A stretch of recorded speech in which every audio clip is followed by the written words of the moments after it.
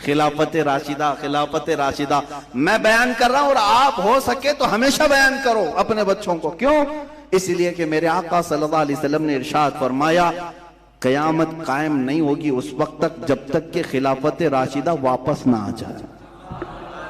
पूरी दुनिया में मेरे आका सल्लल्लाहु अलैहि वसल्लम ने इरशाद फरमाया, खिलाफत अला मिनहाज नबुव्वत दोबारा कायम होगी, और अगर मेरे नबी ने फरमाया है तो वो होकर रहेगी, होकर रहेगी। टेंशन इसी बात का है, दूसरों को तकलीफ इसी बात की है। हुजूर अकरम सल्लल्लाहु ताला अलैहि वसल्लम के इस फरमाने आलीशान को जो हमने सुना है वो दूसरे भी पढ़ते हैं, जानते हैं कि इनकी बातें झूठ नहीं हो सकती, इनकी बशारतें पूरी होती हैं, तो फिर वापस खिलाफत लौटने वाली है। तो इसलिए अब जितने लोग हैं कम से कम इनको तो भुला करके रखो, इनको तो भुला करके रखो। ये अगर बोलते रहे तो कहीं कायम ना कर डालें। अजीजा ने गिरामी, लगे हाथों मैं सिर्फ और सिर्फ तज्जिया कर रहा हूं, बाकी कोई मेरे ये नहीं है, सिर्फ ओपिनियन देने की तो हर एक को आजादी है। हाँ, जब फ्रीडम ऑफ एक्सप्रेशन में लोग गालियां दे सकते हैं, यही तो हो रहा है ना आज, freedom of speech, freedom of expression के नाम पर गालियां दे रहे हैं, तो हम तज्जिया क्यों नहीं कर सकते? एक बहुत बड़ा मुल्क है जो सबसे ताकतवर सुपर पावर, जिसके पास असलहे, हथियार, मिसाइल, पेट्रोल बम सब कुछ है, और दुनिया के माशी हालात में सबसे बड़ा इकोनॉमिक उसकी सबसे अच्छी, पूरी दुनिया वहां जाने पर वक्र करे। इतनी ताकतवर हुकूमत, और लड़ती है एक बहुत कमजोर मुल्क से जिसके माशी हालात खराब हैं, जिनके यहां पुलिस नाम की चीज नहीं है, जिनके यहां हुकूमत स्टेब्लिश नहीं है, जिनके यहां फौजी निजाम नहीं है, जिनके यहां खाने पीने के पैसे नहीं है। अक़वाम मुत्तहिदा खुद कहती है 3 करोड़ की आबादी तकरीबन अफगान की, आधी आबादी को रोटी खाने की जरूरत है, खाना पानी रोटी इसकी भी जरूरत है। इतना गरीब मुल्क है, माल में कोई चीज नहीं, इकोनॉमिक उनकी टूटी बिखरी हुई, ना वहां कोई मल्टीनेशनल कंपनियां आती हैं इन्वेस्ट करने के लिए, ना टूरिस्ट जाते हैं, कुछ नहीं है। चुना तो इस मुल्क को लड़ने के लिए, कभी चाइना को नहीं चुना, क्योंकि बराबर का टक्कर का मुकाबला हो सकता है। रशिया में उतरने की हिम्मत नहीं उस दादा को, दादागिरी दिखाया है तो छोटे से एक मुल्क को, 3 करोड़ की आबादी है तकरीबन, 3.5 करोड़ के आसपास, और दिखाया 20 साल जमाया अपने कदम, और उसके बाद फिर बोरिया बिस्तर बांधकर वापस निकला भी, खूब पैसे भी वहां बहाया, खूब वहां पर असलहे भी बेचा, और अपने फौजियों की मौत भी देखा, दूसरों की मौत भी देखा, खून खराबा सब होकर के निकल गए। लोग अलग अलग अब दास्तानें बता रहे होंगे, हमारी मीडिया भी पूरी सुबह से शाम इसी में मसरूफ है, आजकल इसी में मसरूफ है। अब यहां क्या खतरा है? अल्हम्दुलिल्लाह मैं महसूस करता हूं, मैं बतौर मुसलमान ये जरूर कहूंगा कि हिंदुस्तान को कोई खतरा नहीं होगा इंशाअल्लाह। हम जिंदा हैं, हम इस मुल्क की हिफाजत जरूर करेंगे। उन भगवा लोगों की तरह से नहीं है जो सिर्फ और सिर्फ चीखने और चिल्लाने वाले हैं। खून की जरूरत पेश आई, इंशाअल्लाह पेश करेंगे, बुज़दिली नहीं आएगी। लेकिन बात तज्ज़िये की कह रहा हूं, छोटा मुल्क, बहुत बड़ी ताकत, मुकाबला समझ में नहीं आता, और खुद अकेला भी नहीं, नेटो फौजें पूरी लेकर तकरीबन 40 कंट्रीज की फौजें लेकर के उतर रहे हैं, मारा भी, तोड़ा भी, खत्म भी किया। 20 साल के बाद हासिल क्या हुआ पता नहीं चल रहा है अभी तक। भाई दूसरी जंगें पेट्रोल चुराने के लिए, तेल चुराने के लिए हुई, यहां क्या चुराने के लिए आए थे? कभी आपने सोचा यहां क्या चुराने आए थे? इराक में तो समझ में आता है कि जबरदस्ती नाफिज करके वहां से पूरा तेल चुरा के ले गए, दूसरी जगहों पर अपनी कुव्वत जमाने। यहां क्या था तुम्हारा, क्या तकलीफ क्या थी? मैं आपको राज बताता हूं। वो बहुत बड़ा सुपर पावर, वो बहुत बड़ी ताकत, और एक बहुत छोटा सा मुल्क। तकलीफ किस बात की? बहाना तो बनाया था अलकायदा का, खैर ठीक है। अच्छा, ये एक बात ये भी आपको मैं बताऊं, तारीख में पीछे जाइए थोड़े 6-7 साल पहले, बल्कि ये जंग शुरू हुई 2001 में, किस बात पर? कि इब्ने लादेन को हमारे हवाले करो। उन्होंने मना किया। यही एक वजह थी जंग की, बिन लादेन को हमारे हवाले करो, हमारे हवाले करो। अमेरिका उतर पड़ा, मारा। 14 साल के बाद पता चलता है कि वो तो पाकिस्तान में था। कहां मारा गया बिन लादेन? इनकी रिपोर्ट के मुताबिक, मुझे नहीं मालूम कहां मारा गया। पाकिस्तान में मारा गया। तो फिर अफगानिस्तान में किसके लिए लड़ रहे थे? अगर वो वहां बैठा था तो अफगानिस्तान में क्यों लड़े? मर गया बिन लादेन तो फिर 6 साल तक क्यों बैठे रहे? ये एक राज है मेरे अजीजों। न बिन लादेन की जरूरत थी इनको, न किसी और जमात की जरूरत थी। मैं जो महसूस करता हूं वो सिर्फ ये है कि वो बशारत मुस्तफा थी। मेरे आका सल्लल्लाहु तआला अलैहि वसल्लम की एक हदीस है। हो सकता है मुसलमान ज्यादा पढ़ते नहीं, लेकिन दूसरों की पूरी पूरी नजर है। हुजूर पाक सल्लल्लाहु अलैहि वसल्लम ने फरमाया, क़यामत के करीब खुरासान से एक जमात निकलेगी। यह हदीस है पाक। खुरासान से एक जमात निकलेगी और वो झंडे लहराते हुए आएगी, सीधे बैतुल मुकद्दस पर गाड़ देगी। ये हदीस है, ये वो सुनना नहीं चाहेंगे। मैं फिर से पढ़ता हूं हदीस। हुजूर पाक सल्लल्लाहु अलैहि वसल्लम ने फरमाया, खुरासान से एक जमात निकलेगी और वो झंडे लहराते हुए बैतुल मुकद्दस, इलिया लफ्ज आया हदीस में, वहां जाकर गाड़ देगी। मेरे आका ने उसके साथ ये लफ्ज भी फरमाया, दुनिया की सारी ताकतें उनका रास्ता नहीं रोक सकेंगी। टेंशन इस बात का है। अब आप खुरासान किसको कहते हैं, ये अब मैं आपके हवाले छोड़ता हूं। तलाश करके लाओ कि खुरासान किसको कहते हैं, खुरासान कहां है। ये थोड़ा बहुत तो आपको भी मेहनत करनी पड़ेगी।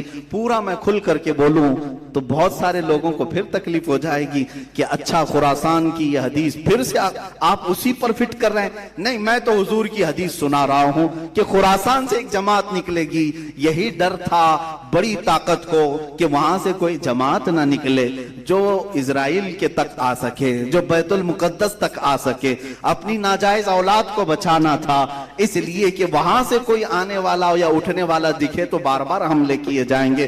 तुम 1000 हमले कर लो, लेकिन फरमाने मुस्तफा होकर रहेगा। मेरे आका सल्लल्लाहु तआला अलैहि वसल्लम ने जो फरमाया वो होकर रहेगा। मुझे उनके सियासी मामलात से कोई शगफ नहीं, कोई ताल्लुक नहीं। मुझे उसके मुतालिक कोई अपनी हतमी राय नहीं है। महज मैंने एक तज्जिया पेश किया है कि सिर्फ अगर किसी ने कह दिया कि हमारा लीडर अमीरुल मोमिनीन होगा तो दुनिया में भौचाल आ गया। अजीजान गिरामी, इसीलिए हम कहते हैं बार बार खुलफाए राशिदीन का जिक्र करो और कसरत से अमीरुल मोमिनीन का लफ्ज भी इस्तेमाल करो, ताकि सुनने वालों को पता चले ये सिर्फ माजी की तारीख नहीं है, मुस्तकबिल में अमीरुल मोमिनीन पैदा हो सकता है। और हुजूर अकरम सल्लल्लाहु अलैहि वसल्लम ने बशारत दी है कि खिलाफत अला मिनहाज नबुव्वा। कोई मेरी तकरीर को तोड़ मरोड़ करके न कह दे कि पूरी फजीलत अफगानिस्तान पे बयान करे। नहीं, मेरा ऐसा कोई इंटेंशन नहीं है। मैं सिर्फ ये कह रहा हूं मेरे आका ने फरमाया खिलाफत कायम होगी और वो हजरत इमाम मेहदी के जमाने में होगी। इमाम मेहदी खलीफा राशिद होंगे। जैसे ये चारों खुलफाए राशिदीन ने अपनी जिंदगी में खिलाफत की है, वैसे ही इमाम मेहदी भी अपने जमाने में खिलाफत फरमाएंगे। अल्लाह हमें वो जमाना भी करीब नजर दिखा दे और हमें हजरत इमाम मेहदी की फौज में शामिल फरमाए। यह हमारी बड़ी तमन्ना है। अल्लाह ताला उरूज इस्लाम हमें अता फरमाए और उरूज अहले सुन्नत हमें अता करे। अजीज़ान गिरामी, बात हमारी दीगर तरफ ना निकल जाए। हजरत उस्मान गनी रज़ियल्लाहु ताला अन्हु, हजरत अली करमल्लाहु वजहुल करीम की बारगाह में हम मुख्तसर खिराज अकीदत जरूर पेश करें। इन दोनों की जिंदगियों से भी जो लुब्बे लुबाब हमें मिलता है वो सिर्फ और सिर्फ घूमता है हुजूर पाक की जिंदगी के इर्द गिर्द। हजरत उस्मान का हर लम्हा आप देखें मेरे आका सल्लल्लाहु अलैहि वसल्लम के इश्क व मोहब्बत में ही गुजरता है। एक मर्तबा किसी ने देखा आप अपने दरवाजे के पास बैठ करके एक हड्डी को चूस रहे हैं। खलीफा है, अमीरुल मोमिनीन है, अपने घर में बैठ करके दरवाजे के पास एक हड्डी को जिसमें गोश्त भी नहीं है चूस रहे हैं। कोई सहाबी आए और खड़े हो गए, खलीफा मुस्लिमीन अमीरुल मोमिनीन आप ये क्या कर रहे हैं? हजरत उस्मान रज़ियल्लाहु ताला अन्हु कहते हैं मुझे इससे कोई गरज नहीं इस हड्डी से, लेकिन एक बार मैंने मेरे आका को ऐसा करते हुए देखा था। हुजूर पाक सल्लल्लाहु तआला अलैहि वसल्लम को मैंने ऐसा देखा था, तो बस हुजूर पाक सल्लल्लाहु अलैहि वसल्लम की अदा पर अमल करने के लिए मैं भी ये करता रहा। आपको वो भी हदीस मालूम होगी, जब मस्जिद कुबा के किनारे एक कुआं था जिसमें हुजूर पाक सल्लल्लाहु अलैहि वसल्लम अपने पैर नीचे लटकाए बैठते थे, अक्सर जब तशरीफ लाते, और हजरत उस्मान गनी भी अपनी खिलाफत के जमाने में जब जब मस्जिद कुबा के पास आते अपने पैर उसी कुएं में अंदर लटकाए बैठते, सिर्फ इसलिए कि मेरे नबी ने ऐसा किया है। मेरे अजीजों, ये अमाल वाजिब और फर्ज नहीं है, फर्ज और वाजिब नहीं है, लेकिन मोहब्बत का तकाजा यह है कि महबूब जैसा करता है वैसा ही मुहिब भी करता है। वो मोहब्बत थी उनकी, वो आदात, अफआल, अकवाल, आमाल किसी चीज को तर्क नहीं करते, कोशिश ये करते कि हुजूर की हर अदा पर अमल हो जाए। हम में से ये जो सुन्नत का दावा करते हैं या मोहब्बत का दावा करते हैं, हम भी अपनी जिंदगी को जरा झांक करके देखें, क्या रसूल करीम सल्लल्लाहु अलैहि वसल्लम तुम्हें कहीं नजर आते हैं हमारे अमाल के वक्त? कि मैं जब खाना खा रहा हूं तो हुजूर पाक सल्लल्लाहु अलैहि वसल्लम की अदाएं मुझे याद आ जाएं कि मेरे नबी इस तरह से खाया करते थे, मैं भी ऐसा खाऊं। हुजूर पाक सल्लल्लाहु तआला अलैहि वसल्लम के अखलाक, किरदार, गुफ्तार, उस वक्त हमें क्यों ये बात याद नहीं आती कि नबी कौनैन सल्लल्लाहु तआला अलैहि वसल्लम इस तरह से खाया करते, इस तरह से बैठा करते, इस तरह से बोला करते, मुझे भी चाहिए कि ऐसा बोलूं। सहाबा इकराम की यही मोहब्बत तो है, ये खुलफाए राशिदीन की मोहब्बत तो देखे। रसूल करीम सल्लल्लाहु अलैहि वसल्लम की एक हदीस सहाबी बयान करते हैं, कहते हैं कि अल्लाह ताला इल्म को क़यामत के दिन करीब उठा लेगा। सहाबा ने पूछा इल्म कैसे उठाया जाएगा? हुजूर ने फरमाया अल्लाह ताला यूं नहीं उठाता, मेरा हाथ देख रहे उंगलियां, बल्कि उलमा को उनके दरमियान से उठा लेता है, तो इल्म खत्म होता है। क़यामत के करीब इल्म खत्म होने लग जाएगा, उलमा उठते चले जाएंगे। ये जो मैंने आपको बताया हदीस बीच में क्यों? सहाबी रसूल जब भी इस हदीस को बयान करते हैं तो अपनी ये उंगलियां हाथ की ये उंगलियों में डाल करके यूं बताते हैं, खींच करके, कि इल्म इस तरह से नहीं निकाला जाएगा। सहाबा से पूछते आप हर बार हदीस बयान करते हैं, यूं बयान करते हैं? कहा इसलिए कि रसूल पाक ने जब बयान किया था तो ऐसा इशारा फरमाया था। सहाबा का यह अमल है कि वो उस इशारे को भी तर्क नहीं करते हदीस बयान करने के वक्त। एक हदीस है जिसको हदीस मुसाफा कहते हैं, आज तक वो रिवाज है मुहद्दिसीन के दरमियान, जब वो हदीस बयान की जाती है तो मुसाफा करके बयान की जाती, क्योंकि जब मेरे आका ने बयान किया था जिस सहाबी को, तो मुसाफा करके बयान किया था। अजीजा ने गिरामी, यही तो असल जिंदगी थी जो उन्होंने लाजिम पकड़ लिया था हुजूर की हर अदा को, हुजूर की हर अदा को। इसी को इकबाल ने कहा था, उनके जो हम गुलाम थे खल्क के पेशवा रहे, उनसे फिरे जहां फिरा फिर आई कमी वखार में। हुजूर की गुलामी ही उरूज का असल राज है, तुम्हारी कामयाबी और बुलंदी का राज यही है। सैयदना उस्मान गनी रज़ियल्लाहु तआला अन्हु की जिंदगी का जो सबसे खास वस्फ हमें नजर आता है वह है हयाए उस्मानी। आप देखिए ये भी मशहूर है, और हजरत उस्मान के साथ एक लफ्ज जुड़ करके आता है, गनी। एक लफ्ज क्या है? गनी, जुड़ करके आता है। जब भी हजरत गनी उनका नाम नहीं है, लेकिन जब भी कोई कहता है हम में से तो क्या कहते हैं? हजरत उस्मान गनी। बहुत सारे लोग अपने बच्चों का नाम भी उस्मान गनी रखते। गनी तो उनका लकब है, हाँ गनी उनका लकब है। गनी बनो तो फिर अपने आप को भी गनी कहो। गनी होता कौन है? मालदार को गनी नहीं कहते। बाज लोग ये समझते होंगे बहुत गनी आदमी है, गनी किसको कहते? एक है अमीर, मालदार, सरवतमंद, ये गनी अलग लफ्ज है। गनी उसको कहते हैं कि उसके पास हजारों करोड़ों जितना भी माल आए, ज्यादा की तलब नहीं रखता, उसको गनी कहते हैं। जो बेनियाज है माल से, फिर भी उसके पास माल आ रहा है, वो गनी है। और हर दिन नए कमाने के चक्कर में है, और कुछ हो और कुछ हो, वो गनी नहीं होता। वो चाहे करोड़पति नहीं अरबपति क्यों ना हो, वो गनी नहीं होता।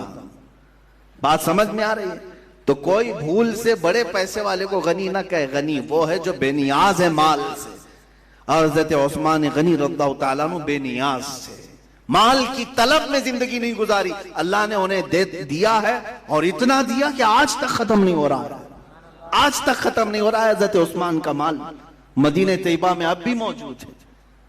हज़रत उस्मान गनी रज़ियल्लाहु तआला अन्हु का इन्फाक, उनके खर्चे किन चीजों में है वो भी लिस्ट निकाल करके देखें कहां कहां खर्चे होते थे। बड़े पैसे वालों का हिसाब होना है, जिनके पास पैसे ज्यादा आए हैं उनकी सब शादियों का रिकॉर्ड फरिश्तों ने तो लिखा है, इनकम टैक्स लिखे ना लिखे, फरिश्ते तो लिखे हुए हैं। आप हर चीज डर करके, हाँ फाइल करना है मार्च अप्रैल आने से पहले, डर कितना लगता है इनकम टैक्स का कि फाइलिंग करवा दो सीए को बोल करके, वो सारी सेटिंग कर लेगा सीए। किरामन कातिबिन कोई सेटिंग नहीं कर सकेंगे। यफ़अलून मा युअमरून, वो जितना उनको हुक्म दिया जाता उतना पूरा करते हैं। तुम्हारे सारे अखराजात का हिसाब देना होगा, हर चीज का हिसाब देना होगा।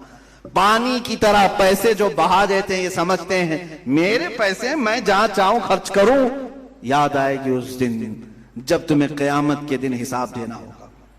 जानते हैं कुछ लोग ऐसे होंगे जो सिर्फ अपनी जवानी का हिसाब देने के लिए 300 साल लगा देंगे। 300 साल खड़े कर दिया जाएगा, हर चीज का हिसाब देते रहो। जाहिर सी बात है तुम्हारी बहुत मोटी फाइल वहां आएगी, ऐसा नहीं कि 4 पन्ने का कोई पेज नामा अमाल होगा। हाँ, नामा अमाल जिसको कहा गया है वो कैसा होगा पता है? मुफस्सिरीन फरमाते हैं क़यामत के दिन वो देखेगा फरिश्ते ला रहे होंगे उसकी किताबें, तो जहां तक इसकी नजर जाएगी वहां तक सिर्फ इसकी किताबें होंगी, इसके अमाल लिखी हुई किताबें वो ला ही रहे हैं, ला ही रहे हैं। फरिश्ते कहेंगे सब तुझे पढ़ के सुनाना है, सब पढ़ के सुनाना। सिर्फ पढ़ के सुनाना होता तो अलग बात कि हाँ जल्दी जल्दी तिलावत करते हुए चला जाए ना, बीच बीच में रोक लिया जाएगा, यहां क्यों खर्चा किया था तुमने, कहां से ये तुझे माल आया था, किस तरह से तूने हासिल किया था, ये सब जरिए बता दे। फिर वहां सारी चीजें निकल जाएंगी। वो चीख करके कहेगा माली हादल किताब ला युगादिरु सगीरतन वला कबीरतन इल्ला अहसाहा, अल्लाह ये कैसी किताब तू मेरे सामने लाया है, छोटी भी चीज छोड़ा नहीं, बड़ी भी चीज छोड़ा नहीं, सब डाल करके रख दिया है। मेरे अजीजों, जिसका हिसाब लेना है उसके साथ होगा, और मौला जिस पर फजल करना चाहे उसकी सारी किताबें साफ भी कर देगा। बाज के मुतालिक हदीस में है कि वो नामा अमाल उनका भी आएगा, कितनी देर में सुनाएंगे? कहा गया है कि फजर की नमाज में जितना वक्त लगता है इतने में वो पास हो चुके होंगे। ये खौफे खुदा जिनके सीने में है वो डरते हैं आखिरत में हिसाब देने के लिए, उनके लिए अल्लाह ताला आसान भी करेगा। और जो निडर होकर के अभी कर रहे हैं, शैतान के भाई बने हुए फजूल खर्ची करते हैं कि मेरा पैसा है, मेरा माल है, मैं कमाया हूं, जैसा चाहूं खर्चा करूं, फिर उनको खड़ा कर दिया जाएगा।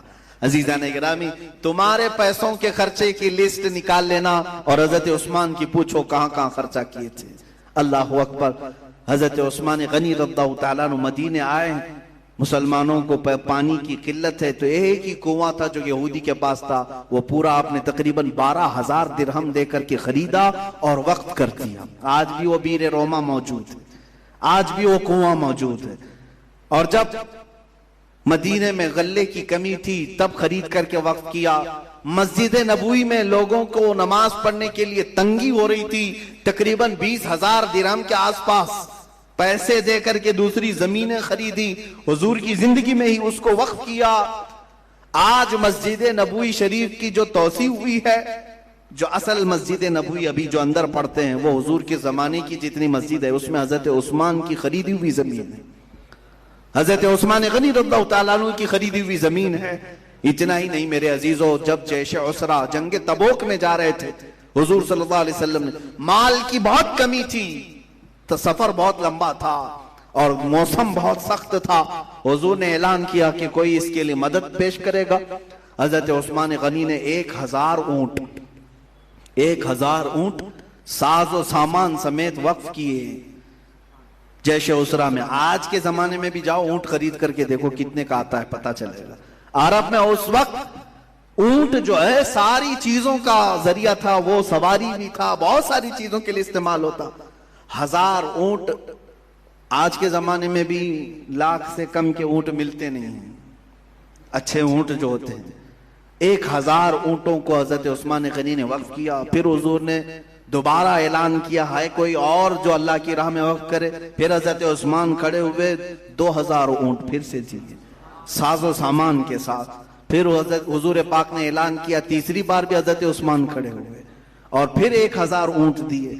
3,000 ऊंट उतना ही साजो सामान, उतना ही गल्ला पूरे जैश उसरा में हजरत उस्मान ने खर्च किया। मेरे आका खड़े होकर के ऐलान किए, आज के बाद से कोई अमल उस्मान को नुकसान नहीं दे सकेगा और कोई चीज ऐसी नहीं है जो जन्नत में ले जाने से इसे रोक सके। हजरत उस्मान गनी, मैंने शायद पिछले साल कहा था कि ये जो 3000 ऊंट और 3000 का साजो सामान गल्ला किसी ने कैलकुलेट किया और उसको इस जमाने के हिसाब से अगर आज के पैसों से बताया तो वो 1 अरब रुपये से भी बढ़ करके है। 1 अरब 14 करोड़ रुपए के आसपास ये कीमत होती है कोई इतना बड़ा दान करने वाला, चंदा करने वाला, 10 रुपये की फटी नोट दे करके मस्जिद पर हुकूमत जमाने वाले बहुत मिलेंगे। और अगर उससे ज्यादा कुछ दे दिया तो फिर वो अपना राज समझते हैं, मैंने सीमेंट लगाया, मैंने मार्बल लगाया, मैंने लाइटिंग लगाई है, मैंने कालीन बिछाया है। अजीजा ने गिरामी, अल्लाह की राह में देने के बाद हजरत उस्मान का हाल क्या था जानते?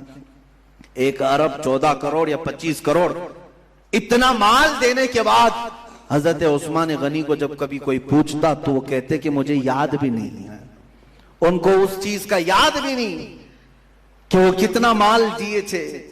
अजीजा ने गिरामी, लोगों को इस तरह से अल्लाह की राह में जो गुलाम होते पैसे दे करके खरीदते और उन्हें आजाद कर देते, हुजूर की गुलामी में रखते हैं। कितने ऐसे गुलाम हैं जिनको हजरत उस्मान गनी ने माल से खरीदा और वक्फ किया। कई मकामात ऐसे आए जहां मुसलमानों को तंगी आई, अपना माल खर्च किया और फिर उनको अल्लाह की राह में वक्फ किया। लेकिन एक वक्त उस उस्मान गनी पर ऐसा भी आया कि बलवाई मिस्र के बगावत करके आ गए और हजरत उस्मान गनी के इर्द गिर्द, घर के इर्द गिर्द मुहासरा कर लिया। 40 दिन तक आप पर खाना पानी बंद किया गया था। वाक़यात करबला के दरमियान ये बात भी आनी चाहिए। हजरत उस्मान गनी को मस्जिद जाने से तक रोक दिया। ये बलवाई, ये न्यू मुस्लिम थे, मिस्र के, इजिप्ट के, और इनको भड़काया था एक अब्दुल्ला बिन सबा नाम का शख्स, यहूदी जो इस्लाम लाया था और वही है जो हजरत अली के शिया पैदा करने में बहुत बड़ा मुआविन था। यानी एक अलग जमात पैदा करने में, अलग जमात। हजरत अली रज़ियल्लाहु तआला अन्हु के जो असल शिया है, अल्हम्दुलिल्लाह वो हम हैं। शिया का मतलब है हिमायत करने वाला। हजरत अली करमल्लाहु वजहुल करीम की मोहब्बत असल में जिस तरह से है, अल्हम्दुलिल्लाह अहले सुन्नत व जमात करते हैं। और यहूदियों की तरफ से जो चीजें बनाई गई थी अब्दुल्ला बिन सबा के जरिए से, हजरत उस्मान गनी के घर के अतराफ मुहासरा किया 40 दिन तक। हुजूर की ज़ौजा हजरत हफ्सा पानी लेकर के अपने खच्चर पर जा रही थी, इन बलवाइयों ने तीर मार करके उनको भी गिराया था। हुजूर की ज़ौजा को, उम्मुल मोमिनीन को 40 दिन गुजर गए। आपने खिड़की से आवाज देकर के लोगों से कहा था मदीने वालों, ऐ लोगों, क्या तुम मुझे नहीं जानते कि तुमने मुझ पर पानी बंद कर दिया, खाना बंद कर दिया। जब मदीने वाले प्यासे थे, मैंने कुआं खरीद करके वक्फ किया था। आज भी वो कुआं मदीने में मौजूद है। जब जैशे उसरा में किसी के पास माल नहीं था, क्या मैंने माल दे करके जंगे तबूक में अल्लाह रब्बुल इज्जत की बारगाह में खैरात नहीं किया था? लेकिन उन पर कोई चीज असर नहीं की। 40वां दिन था, हजरत उस्मान गनी सोए थे। ख्वाब में मेरे आका सल्लल्लाहु अलैहि वसल्लम तशरीफ लाए। दोपहर का वक्त था। हुजूर अकरम सल्लल्लाहु तआला अलैहि वसल्लम जैसी ख्वाब में तशरीफ लाए, हजरत उस्मान गनी रो पड़े, क्योंकि भूख और प्यास की शिद्दत। हल्की फुल्की चीजें जो भी घर में होती खा रहे होंगे, लेकिन पानी तक बंद था, प्यास की शिद्दत थी। हजरत उस्मान ने हुजूर अकरम सल्लल्लाहु अलैहि वसल्लम की बारगाह में अर्ज किया कि आका, मैं नहीं चाहता कि मदीने में कत्ल खून हो जाए। मैं अपनी फौज या अपने लोगों को लड़ने का हुक्म नहीं देता कि आपके मदीना पामाल ना हो, लेकिन प्यास की शिद्दत सता रही है। मेरे आका ने फरमाया, उस्मान सब्र करो, मैं अपने हाथ से तुझे पानी पिलाऊंगा। ख्वाब इतना देखा, बेदार हो गए। हजरत उस्मान अपनी ज़ौजा से कहने लगे, मैंने रसूल पाक को ख्वाब में देखा। और उसके बाद कुरान खोल करके तिलावत में मसरूफ हो गए। पहला पारा जिसकी आखिरी सफ़े में आयत आती है, फसयकफ़ीकहुमुल्लाहु व हुवस समीउल अलीम, ये तिलावत कर रहे। बलवाई घर तोड़ करके अंदर आ गए, घर तोड़ करके खलीफा बरहक के घर में अंदर दाखिल हुए। 4 लोग आए और हजरत उस्मान गनी रज़ियल्लाहु ताला अन्हु पर झपट पड़े। एक ने दाढ़ी पकड़ी और दूसरे ने खंजर आपके सीने पर मारा। खून का फव्वारा जो उछल करके कुरान पाक पर गिरा है। कुरान पाक उसी जगह उसी आयत पर ये खून के कतरे गिरे थे। फसयकफीकहुमुल्लाह वहुव अस्समीउल अलीम। अनकरीब अल्लाह उनके लिए काफी होते। उस्मान गनी रज़ियल्लाहु तआला अन्हु और हज़रत अली करमल्लाहु वजहुल करीम रसूल पाक सल्लल्लाहु अलैहि वसल्लम के खुलफाए राशिदीन में तीसरे और चौथे। यही अहले सुन्नत जमात का मौक़िफ़ है। इसी पर हम सब का आज तक इजमा है। एक बात याद रख लें, बाज लोग इस बात को बहुत ज्यादा वावेला मचा कर कहते हैं वो रसूल पाक सल्लल्लाहु अलैहि वसल्लम के दामाद हज़रत अली, सैयदा कायनात फातिमतुज़ ज़हरा के शौहर, हसनैन करीमैन के बाप, सारी फजीलतें, और तुम उनको चौथे नंबर पर लेकर के आते हो। मेरे अजीजों, चौथे नंबर पर आने से मौला अली करमल्लाहु वजहुल करीम की फजीलत पे कुछ फर्क नहीं पड़ता।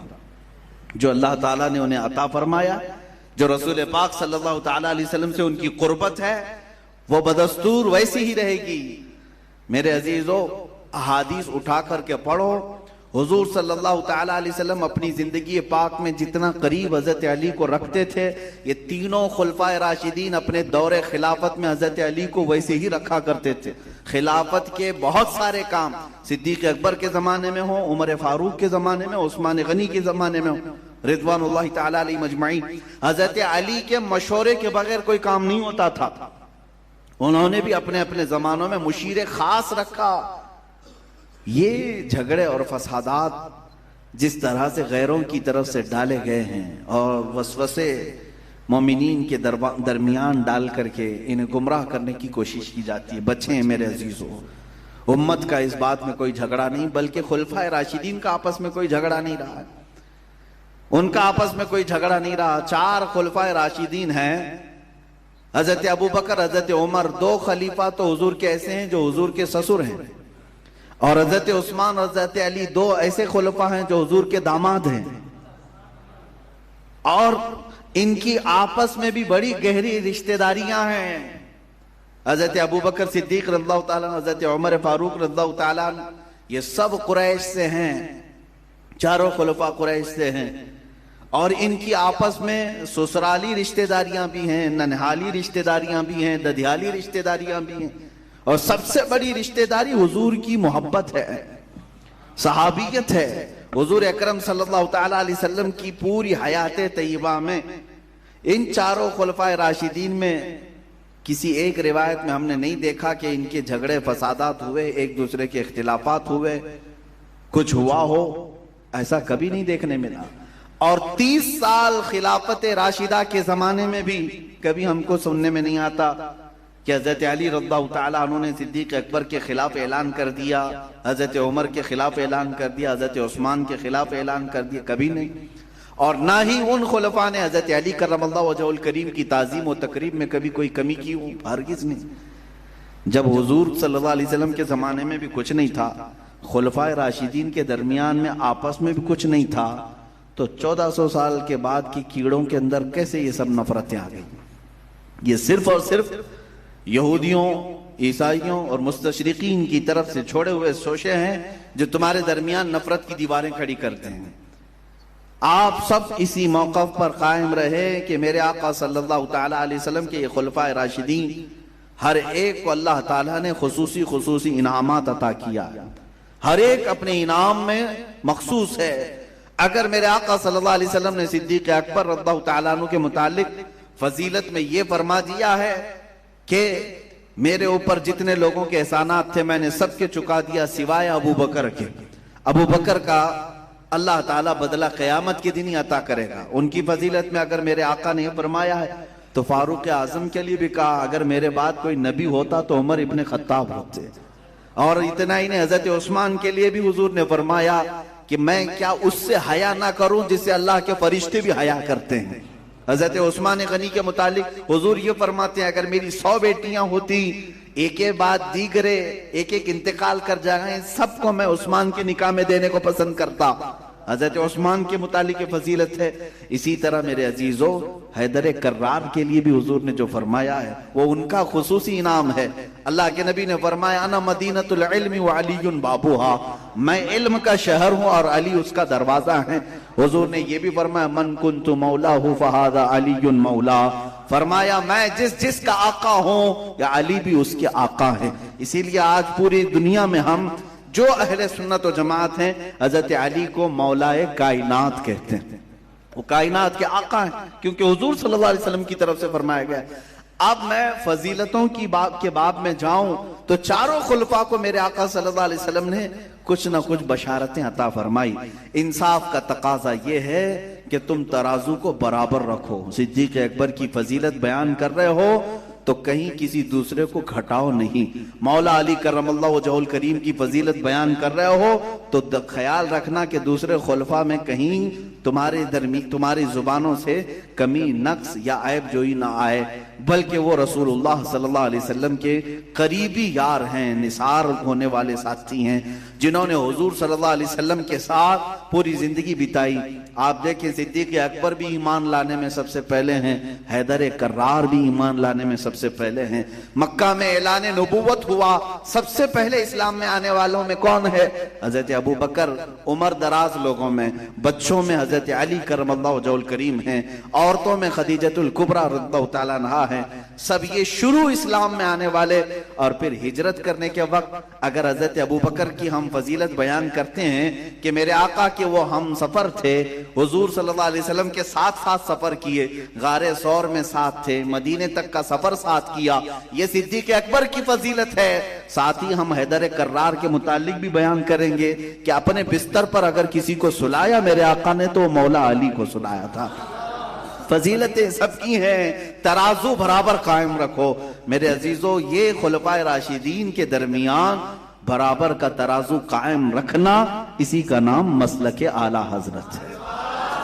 अल्हम्दुलिल्लाह हम इसी किसको निशाना बनाकर इशारात किनायात में माअज़ल्लाह रब्बिल आलमीन हरगिज सहाबा ताबईन की तौहीन करने वालों में से नहीं है, उन गुस्ताखों में से भी नहीं है जो हजरत अबू बकर व उमर को गालियां देते हैं, जो हजरत उस्मान को बुरा भला कहते हैं, दीगर सहाबा इकराम को सब व शतम करते हैं। अल्लाह ने हमें उन कौमों से, उन फिरकों से बचाया है। मौला करीम हम सबको आखिरी सांस तक सहाबा का वफादार बनाए रखे और अहले बैत अतहार के खुद्दामों में हमें शामिल रखे। अजीज़ान गिरामी, हम फजीलतों के बाब में अगर देखें, रसूल पाक सल्लल्लाहु तआला अलैहि वसल्लम ने जो अहादीस बयान की, सही अहादीस में मौजूद है। हजरत उस्मान गनी रज़ियल्लाहु तआला अन्हु के मुतालिक हुजूर अकरम सल्लल्लाहु अलैहि वसल्लम ने फरमाया, एक मर्तबा वो गुजर रहे थे, सामने से गुजर रहे थे, हुजूर पाक सल्लल्लाहु अलैहि वसल्लम सहाबा के दरमियान बैठे थे। हुजूर सल्लल्लाहु अलैहि वसल्लम ने फरमाया, अनकरीब तुम देखोगे मदीने में एक फितना पैदा होगा, मदीने में एक फितना पैदा होगा और उस फितने की कसरत हो जाएगी। तो सहाबा चौंक गए कि मदीना अभी पुरअमन है, पुरसुकून है, मुसलमानों की तरफ से फितना होगा। तो सहाबा इकराम में जब ये ताज्जुब वाली बात आई तो हुजूर ने फरमाया, ये जो आदमी गुजर रहा है ये उस दिन हक पर होगा, लिहाजा तुम उसके पीछे रहना। सहाबा कहते हैं हम उस गुजरने वाले शख्स के पीछे लग गए, देखें ये कौन है जिसके बारे में हुजूर ने बशारत दी है। तो सहाबा कहते हैं हम जाकर देखे तो हजरत उस्मान गनी थे, जिनके मुतालिक हुजूर सल्लल्लाहु अलैहि वसल्लम ने फरमाया, फितनों के जमाने में भी वो हक पर होंगे, हक पर होंगे। और अल्लाह ताला ने रसूल पाक सल्लल्लाहु अलैहि वसल्लम के जानशीनों को जो चुना भी है तो वो दुनिया के सबसे आला लोगों में से। यकीन जानिए, आज पूरी दुनिया के लिए मेरी तरफ से ये चैलेंज है कि तुम ढूंढ करके अपने बादशाहों की लिस्ट खंगालो, लेकिन मेरे आका की गुलामी में रहने वाले न सिद्दीक की मिसाल ला सकोगे, न फारूक की मिसाल ला सकोगे, रज़ी अल्लाह तआला अन्हुमा, नहीं ला सकेंगे। क्योंकि उन्होंने जो हुकूमतें कायम की हैं, निज़ाम इस्लाम कायम किया है, वो अदल व इंसाफ की बुनियाद पर कायम किया है, अल्लाह के खौफ की बुनियाद पर उन्होंने इमारतें कायम की हैं। सैयदना उस्मान गनी रज़ियल्लाहु तआला अन्हु का जमाना आया, खिलाफत, हजरत उमर फारूक रज़ियल्लाहु तआला अन्हु ने एक मजलिस शूरा बनाई थी। जिसमें 6 लोग थे। हजरत उमर ने उनको खिलाफत का मामला सुपुर्द कर दिया था कि तुम 6 लोग आपस में जिसको चुनना चाहो चुन लेना। उन 6 लोगों में हजरत उस्मान भी थे, हजरत अली भी थे, हजरत तलहा, हजरत जुबैर भी थे, अब्दुर्रहमान बिन औफ भी थे और हजरत साद इब्न अबी वक्कास रज़ी अल्लाह ताला अन्हुम। गालिबन मैं एक नाम भूल रहा हूं। 6 लोग थे। इन 6 को हजरत उमर फारूक ने सुपुर्द कर दिया था कि तुम आपस में खिलाफत के उमूर को देख लेना। तो इन 6 लोगों ने जो मशवरा किया उसमें सबसे पहले हजरत जुबैर और तलहा रज़ियल्लाहु ताला अन्हुमा, ये भी सब अशरा मुबशरा में से। ये जो 6 थे, ये 6 वो अशरा मुबशरा में से जिनको हुजूर ने दुनिया में जन्नत की बशारत दी और हुजूर पाक के निहायत ही करीबी रहे।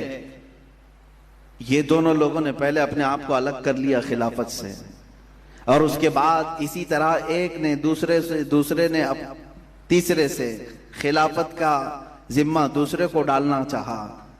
हजरत अली करमल्लाहु वजहुल करीम मौजूद थे और हजरत उस्मान 2 बचे थे। तो हजरत अली आगे बढ़े और हजरत उस्मान का हाथ पकड़े और कहा, मैं इससे बेहतर हमारे दरमियान किसी और को नहीं समझता। हजरत उस्मान गनी रज़ियल्लाहु ताला अन्हु की खिलाफत का अगर सबसे पहले किसी ने ऐलान किया है तो मौला अली करमल्लाहु वजहुल करीम है। हजरत अली रज़ियल्लाहु ताला अन्हु खिलाफत को तस्लीम की और हजरत उस्मान गनी की खिलाफत का जमाना 12 साल तक है। चारों खुलफाए राशिदीन में सबसे ज्यादा जमाना अगर किसी ने पाया है तो हजरत उस्मान गनी ने पाया है। उनके 6 साल निहायत ही आला किस्म के थे। शुरू के 6 साल फुतूहात इस्लामिया भी बहुत हुई, यानी बहुत सारे मुल्क नए फतह होकर के इस्लाम में आए, नई नई सल्तनतें कायम हुई। लेकिन जो अगले 6 साल थे वो निहायत ही फितनों के हो गए। हजरत उस्मान गनी रज़ियल्लाहु ताला अन्हु के इर्द गिर्द रहने वाले अक्सर जो हवारी मवारियों में आ गए, नए इस्लाम में आए, ये सब हजरत उस्मान गनी रज़ियल्लाहु ताला अन्हु के खिलाफ दसीसा कारियों में लग गए। आपके खिलाफ कुछ न कुछ बातें गढ़ने में लग गए। फिर वो जमाना भी आया ये 6 साल के बाद का जिसमें दर्दनाक शहादत भी हुई आपकी। मैं वो अर्ज करता हूं, लेकिन मेरे अजीज सबसे पहले मैं यहां पर एक बात अर्ज करूंगा। खिलाफत राशिदा, ये खिलाफत राशिदा, क्योंकि फिर मुझे शायद हो सकता है बाद में बोलना हो, मौका मिले ना मिले। खिलाफत का लफ्ज सबसे पहले ही मैंने कहा था कि आज दुनिया में सबसे ज्यादा अगर किसी को चुभता है कोई लफ्ज तो खिलाफत का लफ्ज है। खिलाफत का लफ्ज है। आज से तकरीबन 100 साल पहले की बात है जब खिलाफत दुनिया से खत्म हो गई। कहीं आज खिलाफत के नाम पे कोई चीज नहीं है। आपको पता है ये खिलाफत राशिदा तकरीबन 30 साल तक रही। उसके बाद खिलाफत जिस तरह से भी रही हो, मुलुकियत कहें लेकिन खिलाफत के नाम पर थी। हजरत अमीर मुआविया रज़ियल्लाहु ताला अन्हु के बाद से लेकर के ये खुलफा बनु उमैया के खिलाफत उमवी इसको कहते हैं, ये तकरीबन 90 साल तक चलती रही। उनके बाद फिर खुलफा बनु अब्बास, अब्बासी खिलाफत चली, ये भी तकरीबन 550 साल के आसपास। और उनके बाद जो बड़ी खिलाफतें थी उसमें छोटी छोटी भी आई हैं, खिलाफत फातिमिया नाम से और भी दीगर, लेकिन में बड़ी जो खिलाफतें थी अक्सर ममालिक को घेरे हुई थी। खिलाफत अब्बासिया के बाद तक खिलाफत उस्मानिया कायम हुई जो तुर्की से चली। ये 650 साल तक चली। 1340 हिजरी या 1920 या 1921 के आसपास आकर खिलाफत खत्म हो गई। और मैं ये बात क्यों अर्ज कर रहा हूं, हुजूर पाक सल्लल्लाहु अलैहि वसल्लम की वफात से लेकर 1921, अभी क्या चल रहा है 2021, 1921 तक खिलाफत चलती आई। अलग अलग मुल्कों में हो रही, अलग अलग लोगों में रही, अलग अलग खानदानों में रही, लेकिन नाम खिलाफत का था। और जो खलीफा होता था उसकी ताजीम व तकरीम भी होती थी। 1920 के बाद से लेकर अब हमारा 2021 आ गया। 100 साल से पूरी दुनिया में खिलाफत नाम से कोई चीज कायम नहीं। हालांकि इस्लामी ममालिक बहुत सारे हैं, तकरीबन 57 कंट्रीज पूरी दुनिया में अभी 57 मुल्क ऐसे हैं जो अपने आप को मुसलमान मुल्क कहते हैं, इस्लामी मुल्क कहते हैं। इस्लाम उनके यहां कितना नाफिज है ये अलग बात है, जितना मर्जी उतना नाफिज कर दिया है, और जो नहीं पसंद आता उसको निकाल कर रख दिया है। उसके साथ जमहूरियत को भी मिला करके कुछ लोगों ने इस्लामी मुल्क बनाया है। 57 मुल्क हैं, लेकिन इन 57 मुल्कों में कहीं पर भी खिलाफत कायम नहीं है। खिलाफत नहीं है। खिलाफत क्यों नहीं है और क्यों आज तक लोग इसके बारे में चर्चा भी नहीं करना चाहते? जानते हैं आप, 1920 को जब वर्ल्ड वॉर फर्स्ट खत्म हुई थी और खिलाफत उस्मानिया को खत्म कर दिया गया था, तो यहूदियों ने अपनी पसंद का बादशाह ला करके तुर्की में बिठा दिया, मुस्तफा कमाल बादशाह, जिसने तुर्की में मौजूद सारी इस्लामी रिवायात को खत्म कर दिया 11 साल के अंदर। हिजाब, पर्दा खत्म कर दिया, अजानों को बंद करा दिया था, कुरान के लिटरेचर को अरबी से हटाकर तुर्की में लिखवाने का ऑर्डर दे दिया था, हिफ्ज करने पर कुरान के पाबंदी लगा दिया था, बहुत सारी चीजें, औरतों को बेहिजाब बाहर कर दिया। सेकुलरिज्म के नाम पर उसने इस्लाम की सारी रिवायात को खत्म कर दिया, कत्ल कर डाला था। तो उस वक्त यहूदियों ने एक ऐलान किया था। एक बड़ी गहरी बात मैं अर्ज कर रहा हूं, आपको तारीख में जाना चाहिए। जब वहां की खिलाफत खत्म हो गई तुर्की की, तो हिंदुस्तान से कुछ उलमा भी थे बेचारे, यहां से कुछ उलमा उठे थे और खिलाफत कमेटी कायम किया था इन्होंने। खिलाफत कमेटी कायम करके ये रोते हुए हर जगह घूम रहे थे कि नहीं खिलाफत कायम करो, कहीं ना कहीं कायम करो। उनकी सुनी नहीं गई, उनकी सुनी नहीं गई। हिंदुस्तान के कुछ उलमा थे और वो आज भी मुंबई में खिलाफत हाउस मौजूद है, जहां से आज भी 12 रबीउल अव्वल शरीफ का जुलूस निकलता है। ये खिलाफत कमेटी कायम करके इनकी मांग ये थी कि दुनिया से खिलाफत को खत्म ना करो, खिलाफत कायम रखो, लेकिन नहीं सुनी गई। जानते हैं उन्हीं में से एक मौलाना का बयान है, एक बहुत बड़े दानिश्वर अपने आप को जो कहते हैं यहूदियों में से, उन्होंने क्या कहा था मौलाना से? कहा कि हमारी तुम्हारे से कोई दुश्मनी नहीं रहेगी आज के बाद से, हम दुश्मनी नहीं करना चाहते।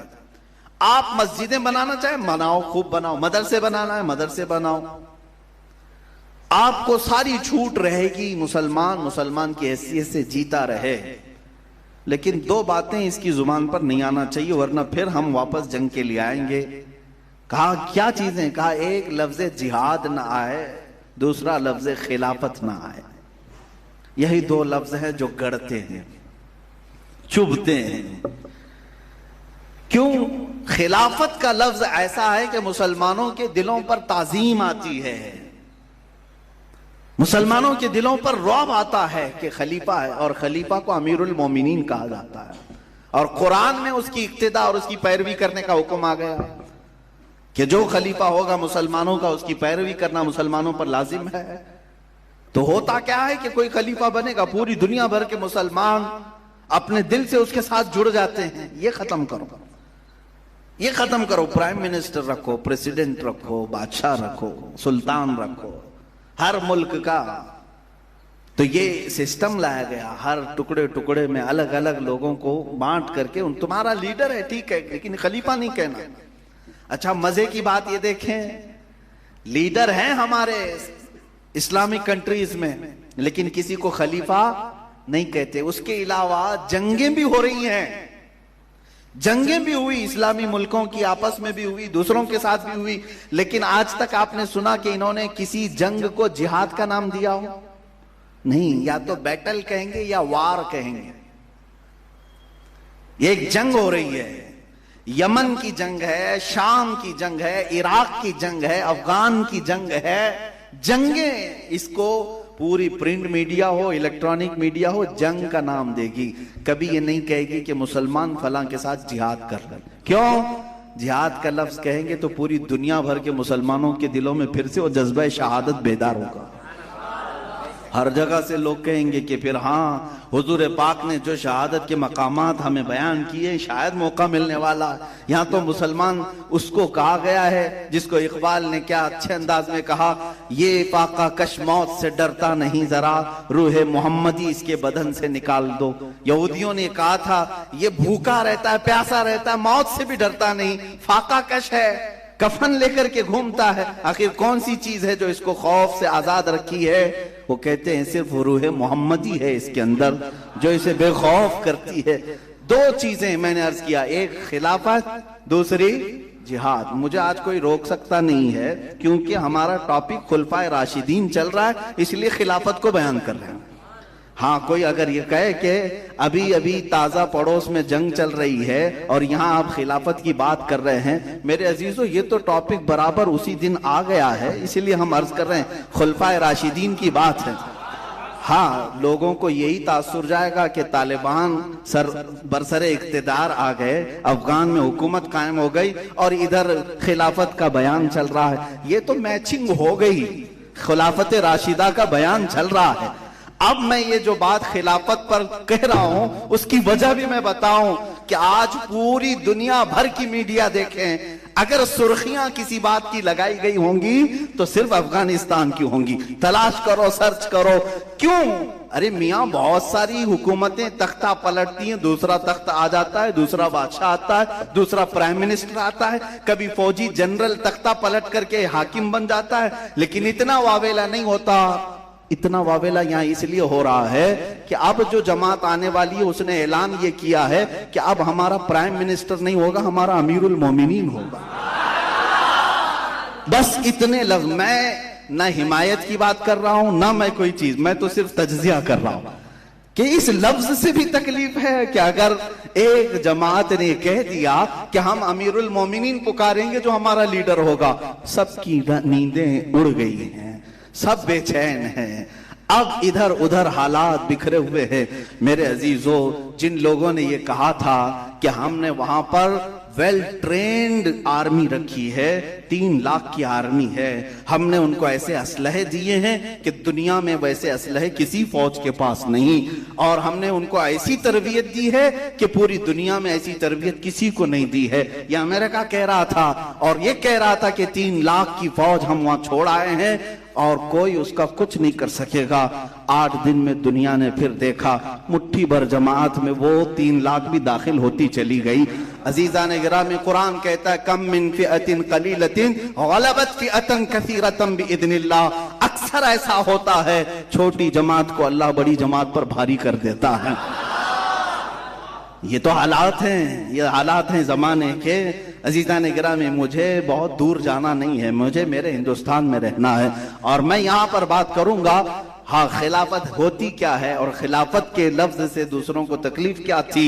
अजीजा ने गिरामी, जिस तरह पूरी दुनिया में सिस्टम आए, मैं आपको बताऊं, डेमोक्रेसी ये पहले नहीं थी। डेमोक्रेसी एक सिस्टम लाया गया कि जमहूरियत for the people, by the people, to the people, इस तरह से कह करके कि ये सिर्फ और सिर्फ इंसानों के बीच में होगा, आपके लिए होगा, ये लाया गया, डेमोक्रेसी लाई गई। इससे पहले और भी निजाम आए, कम्युनिस्ट पार्टी, कम्युनिज्म आया, मार्क्सिज्म आया और सोशलिज्म आया, सरमायादाराना निजाम आए, अलग अलग। रशिया में जो इनकलाब आया था वो अलग, लीनिन का इनकलाब, आप देखें ये अलग अलग सिस्टम लाए गए। कभी डेमोक्रेसी लाई गई, कभी सोशलिज्म लाया गया, कभी कम्युनिज्म लाया गया। ये सब सिस्टम लाए गए। दुनिया ने अपना सिस्टम लोगों पर थोपा या फिर पेश किया, जिसे एक्सेप्ट करना था एक्सेप्ट किया। कुछ जगह अपना सिस्टम थोपने के लिए जंगें हुई। रशिया की बड़ी जंगें किस बात पर हुई थी? लेनिन के ये नजरिए को साबित वहां पर नाफिज करने के लिए। अमेरिका इराक पर इतने बम क्यों बरसाया? इसीलिए कि हम यहां जमहूरियत कायम करना चाहते हैं, डेमोक्रेसी कायम करना चाहते हैं। डेमोक्रेसी या अमेरिका का पूरी दुनिया को बताने वाला एक, उसको अपने आप की तरफ से, अपनी तरफ से तोहफा कहता है, एक जाल। वो सिस्टम पेश कर सकते हैं पूरी दुनिया में कि ये डेमोक्रेसी है, ये कम्युनिज्म है, ये सोशलिज्म है, ये मार्क्सिज्म है, लेकिन हमको ये इख्तियार नहीं है कि हम खिलाफत का निजाम कहीं पेश कर सके। हाँ, ये दुनिया का दुगलापन है, तुम अपने सारे सिस्टम पेश कर सकते हो, लेकिन जब हम कहेंगे कि खिलाफत तो चिढ़ जाएंगे। कहा ये क्या होता है? हम कहते हैं यही निजाम मुस्तफा होता है, ये निजाम मुस्तफा होता है। खिलाफत के माने बहुत अहम है, बहुत आला हैं। मेरे अजीजों, अगर खिलाफत के नाम पर किसी ने गलत खिलाफत की है तो मैं उसका हवाला नहीं दूंगा, मैं उस खिलाफत की बात करूंगा जो सिद्दीक अकबर ने की है, उमर फारूक ने की है, उस्मान इब्ने अफ्फान ने की है, हैदर कर्रार ने की है, उमर इब्ने अब्दुल अजीज ने की है, रिज़वानुल्लाहि ताला अलैहिम अजमईन। ये खुलफा हैं इस्लाम के, इनकी तारीख पढ़ करके देख लो। आज क्या तुम्हारे दरमियान ये जितने सिस्टम लाए गए, हम भी तो डेमोक्रेसी को देख रहे हैं। लाओ उमर फारूक रज़ियल्लाहु ताला अन्हु जैसा कोई निगरान कि रात के वक्त गश्त करता हो मदीने की गलियों में, और अगर कोई भूखा सो रहा हो तो अपने बैतुल माल में जा करके बोरिया उठा करके खुद आटा और गंदुम ले करके उस बेवा औरत के घर जाता हो, रोटियां पका करके उसे